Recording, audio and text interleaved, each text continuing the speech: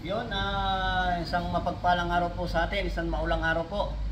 Actually, meron na po akong ikikwento sa inyo, meron na po i-share sa inyo na kunting kaalaman tungkol po sa sistemang aming ina-apply dito sa aming trabaho.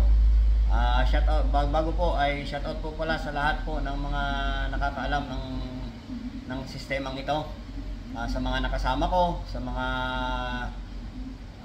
sa trabaho at sa mga sa nagturo o naging mentor namin sa sistemang ito simulat sa Paul. Ito po ay matagal ko na pong natutunan at kaya po ako nag-video upang makapagbigay din po ng kunting inspirasyon at makapagbigay ng kunting idea tungkol po sa sistemang ito. So ito po yung sistemang ito po yung 5-step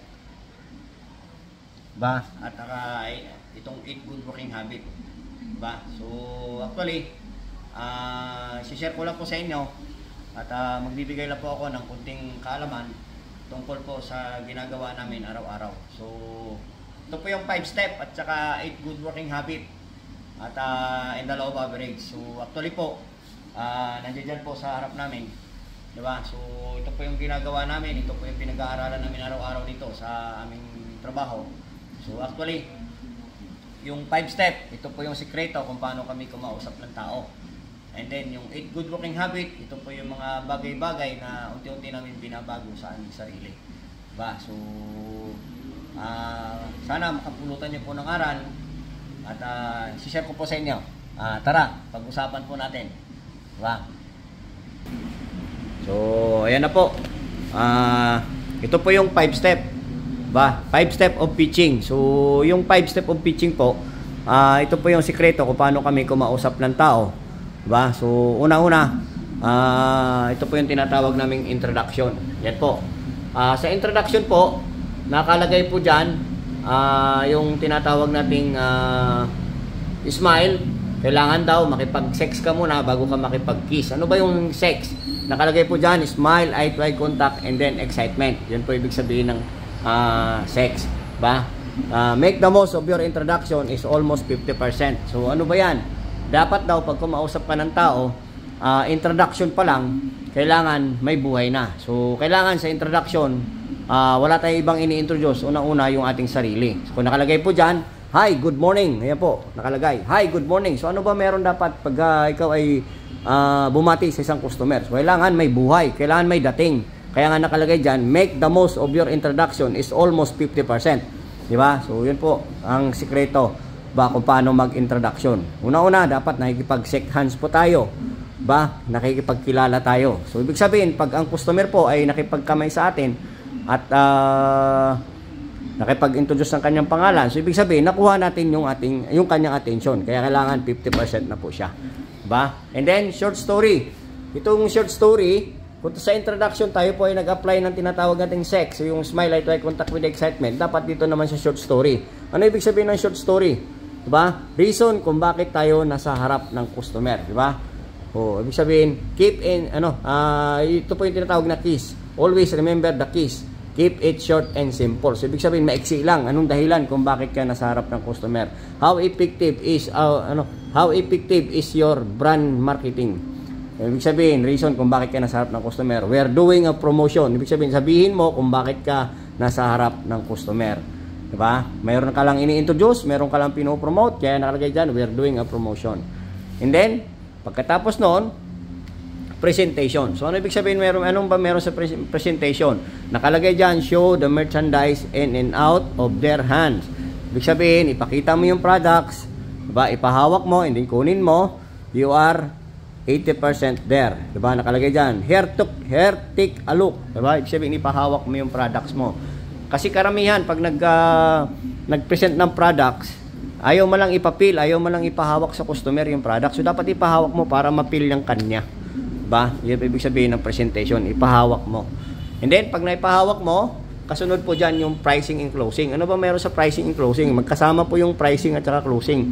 Pag nag-price ka, sabihin mo kung magkano po sa market yan, magkano po sa mall, magkano po sa ganito. And then, kung magkano po ang dispose mo. So, ibig sabihin, high price dapat at saka low price. Yan po meron sa pricing. And then, pagka sinabi mo po kung magkano, di ba? Sarado mo agad. Kaya ibig sabihin magkasama yung closing. Nakalagay dyan. And every sentence with a price and close to take control. So, ibig sabihin, dapat kayo, pag nagbigay kayo ng idea, sinabi mo kung magkano, dapat isarado mo para kontrolado mo.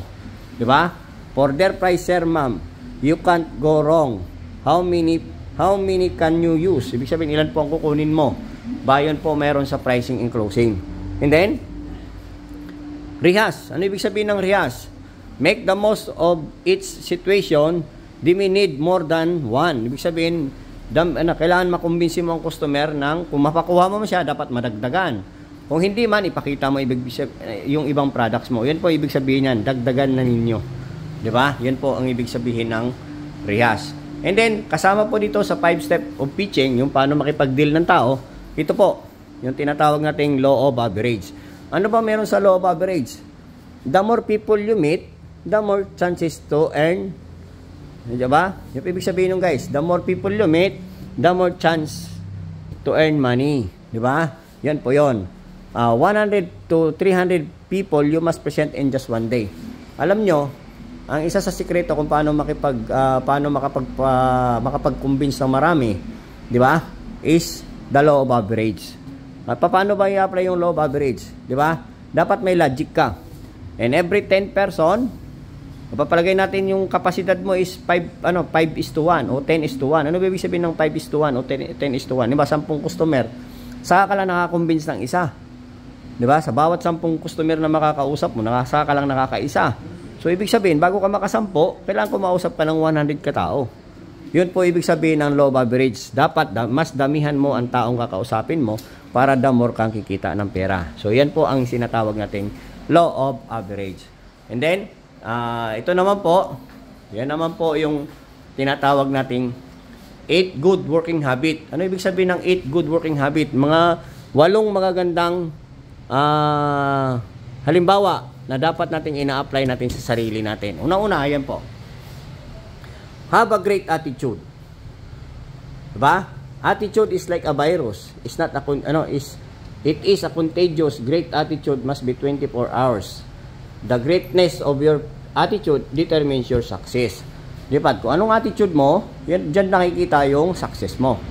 Diba? Kaya dapat pag-aralan po natin na yung attitude natin ay great within 24 hours. Kahit sinong makasalamuha mo, great ka pa rin. Then, pangalawa, ito po yung time, be on time. Ano ibig sabihin meron sa be on time?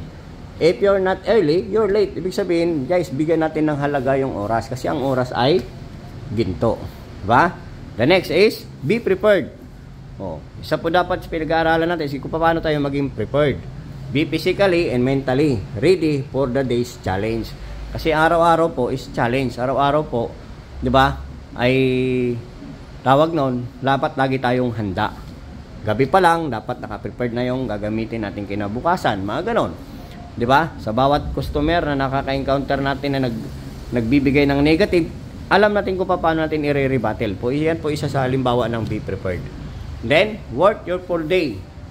Your boss is yourself. Don't cheat your boss. Ibig sabihin, sa trabaho kasi namin dito, wala pong ibang boss, kundi sarili mo. Kaya dapat wag mo lukuhin yung sarili mo. More practice makes perfect. Ang sistemang ito, dapat pag pinag-aaralan mo o pinapractice mo araw-araw. Yan po yung tinatawag nating work your full day. Ito po yung number 4. Diba?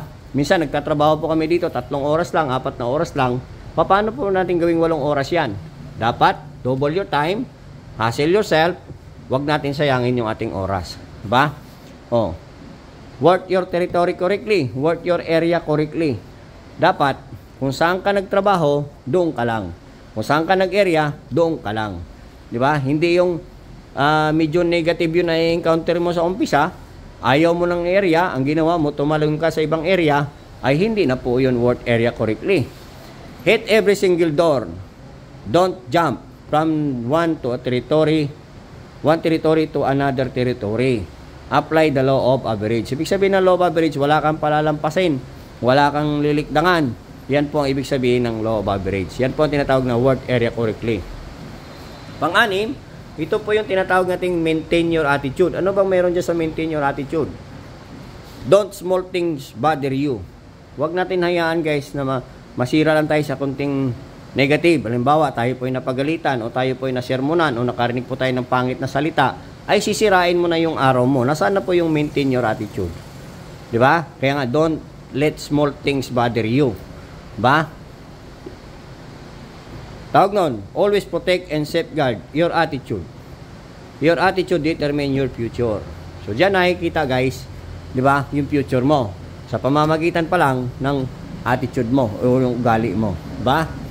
Know why you are here and what are you doing. Yan po yung number 7. Ano ibig sabihin yan? Alamin mo kung bakit ka nandyan at anong ginagawa mo. Kung ginagawa mo, yung ginagawa mo naman, wala namang future o wala ka ng patutunguhan, itigil mo na. Tama? Diba? Nakalagay po dyan, why? Because for the better future, not just to move the merchandise. Ang iba kasi, gusto lang magbenta. Gusto lang, ba? Kumita ng pera. Eh, kung wala naman nangyayari. Di ba? Oh, dapat may future. Nakalagay dyan. Watch. Learn the system of the business and hit the opportunity. Pag-aralan mo kung paano mo i-apply ang sistemang yan, ang 8 good working habit and the law of average. Di ba? And hit the opportunity. Kasi dito po, meron po kami ditong opportunity. Ibig sabihin, may chance ka umangat, may chance ka ma-promote. Yun po yun. And then, take control. Nakalagay po dyan sa take control. You control your emotions. Yung emotion natin. Yung lahat ng sitwasyon, kahit anong sitwasyon, kaya mo kontrolin. Customer, diba? Customer, kaya mo kontrolin. And the merchandise, kahit yung merchandise mo, yung products mo, o negosyo mo. You control your future and your destiny.